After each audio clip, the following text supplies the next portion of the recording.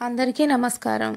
కార్తీక మాసం యొక్క ప్రాముఖ్యత, కార్తీక మాసంలో ఎలాంటి నియమాలు పాటించాలి, ఎలాంటి విధి విధానాలు ఉంటాయో, ఎలాంటి దానాలు చేయాలో ఈ వీడియోలో చూద్దాం ఫ్రెండ్స్.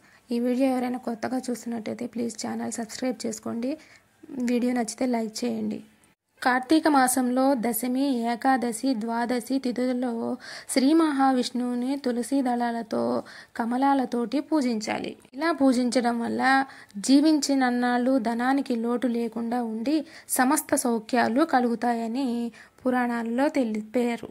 ఈ విష్ణు పూజ చేయడం వలన అంత్యకాలమున జన్మరాహిత్యం కలుగుతుందట.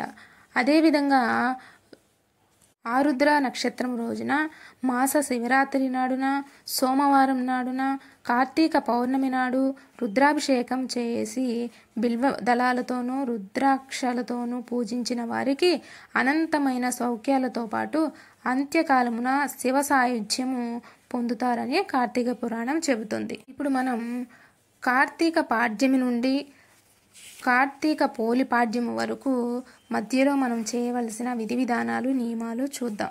కార్తీక శుద్ధ పాడ్యమి రోజున తెల్లవారుజామునే లేచి స్నానము చేసి అందుబాటులో ఉన్న ఏదైనా ఆలయానికి వెళ్ళి చేయదలుచుకున్న కార్తీక వ్రతం నిర్విఘ్నంగా సాగేటట్లుగా అనుగ్రహించమని ప్రార్థించి సంకల్పం చెప్పుకొని ఆకాశ దీపాన్ని సందర్శించుకోవాలి.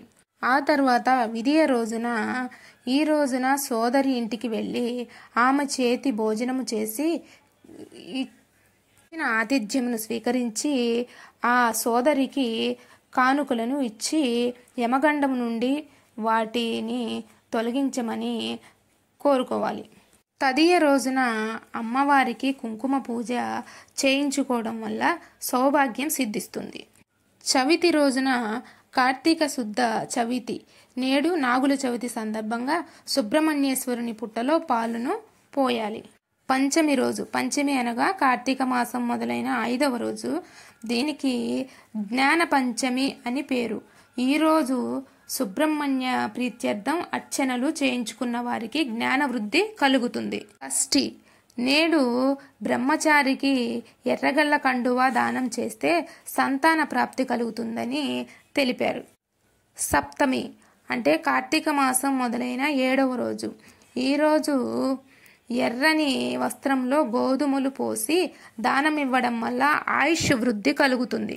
అష్టమి ఈ గోపాష్టమి నాడు చేసే గోపూజ విశేష ఫలితాన్ని ఇస్తుంది.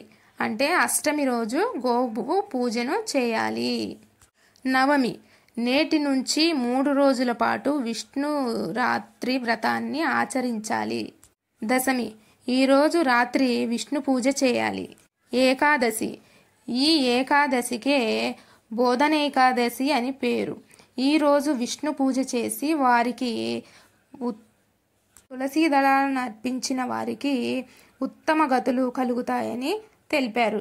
ద్వాదశి ఈరోజు క్షీరాబ్ది ద్వాదశి. నేటి సాయంకాలం ఉసిరి మొక్క, తులసి మొక్క వద్ద దామోదరుని ఉంచి పూజ చేసి దీపాలు వెలిగించటం సర్వపాపాలను నశింపచేస్తుంది.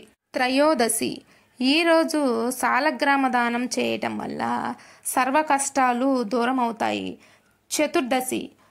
చతుర్దశి వ్రతం చేసుకునేందుకు నేడు మంచిది. తరువాత అత్యంత ప్రాముఖ్యమైన రోజు కార్తీక పౌర్ణమి. మహాపవిత్రమైన ఈ రోజు నదీ స్నానం చేసి శివాలయం వద్ద కానీ విష్ణువాలయం వద్ద కానీ జ్వాలాతోరణము దర్శనము చేసుకోవడం వల్ల సర్వపాపములు ప్రక్షాళనం అవుతాయి. కార్తీక బహుళ పాడ్యమి ఈ రోజున ఆకుకూరలు దానం చేస్తే శుభం. విధియ వనభోజనం చేయటం విశేష ఫలితాన్ని ఇస్తుంది. తదియ పండితులకు, గురువులకు తులసి మాలను సమర్పించడం వల్ల తెలివితేటలు వృద్ధి అవుతాయి. చవితి పగలంతా ఉపవసించి సాయంత్రం వేళ గణపతిని గరికెతో పూజించి ఆ గరికెను తలగడ కింద పెట్టుకొని పడుకుంటే దుస్వప్న దోషాలు తొలగి సకల సంపదలు కలుగుతాయి. పంచమి చీమలకు నూకలు చల్లడం, సునకాలకు అన్నం తినిపించడం శుభ ఫలితాలను ఇస్తుంది.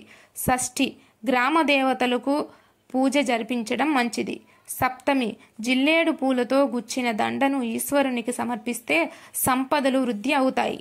ఆ తరువాత అష్టమి కాలభైరవాష్టకం చదివి గారెలతో దండ చేసి కాలభైరవునికి సమర్పించడం వల్ల ధనప్రాప్తి కలుగుతుంది.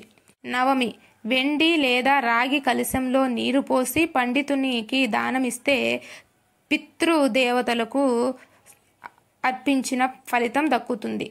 దశమి నేడు అన్న సంతర్పణ చేస్తే విష్ణువుకు ప్రీతిపాత్రులై కోరికలు తీరతాయి.